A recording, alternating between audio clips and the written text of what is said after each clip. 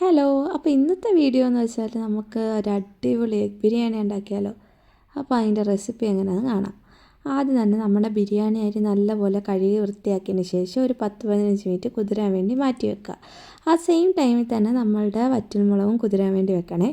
എന്നിട്ട് ഏകദേശം ഒരു വിസിൽ മതി അരി വെന്ത് കിട്ടാൻ. ആ ടൈം കൊണ്ട് നമ്മൾ നീളത്തിലരിഞ്ഞ സവോള വഴറ്റിയെടുക്കണം. അതൊരു ബ്രൗൺ കളർ ആകുമ്പോഴത്തേനും നമ്മൾ നേരത്തെ കുതിരാൻ വെച്ചിരുന്ന വറ്റൽമുളകും അതേപോലെ തന്നെ വെളുത്തുള്ളിയും കൂടി നല്ല പേസ്റ്റ് രൂപത്തിലാക്കി ആഡ് ചെയ്യുക.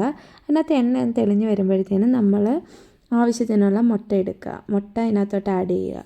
ഞാനിവിടെ 4 മുട്ടയാണ് ആഡ് ചെയ്തേക്കുന്നത്. അതൊന്ന് റെഡി ആകുമ്പോഴത്തേനും നമ്മൾ വേവിച്ച് വെച്ചേക്കുന്ന റൈസ് ഇട്ട് കൊടുക്കുക. അതിനകത്ത് ആവശ്യത്തിന് ചിക്കൻ മസാലയും ഉപ്പും അതുപോലെ ഒരു നുള്ളു പഞ്ചസാരയും ഇട്ട് നല്ല രീതിയിൽ മിക്സ് ചെയ്തെടുക്കുക. എല്ലായിടം മസാല പറ്റുന്ന രീതിയിൽ മിക്സ് ചെയ്യുക.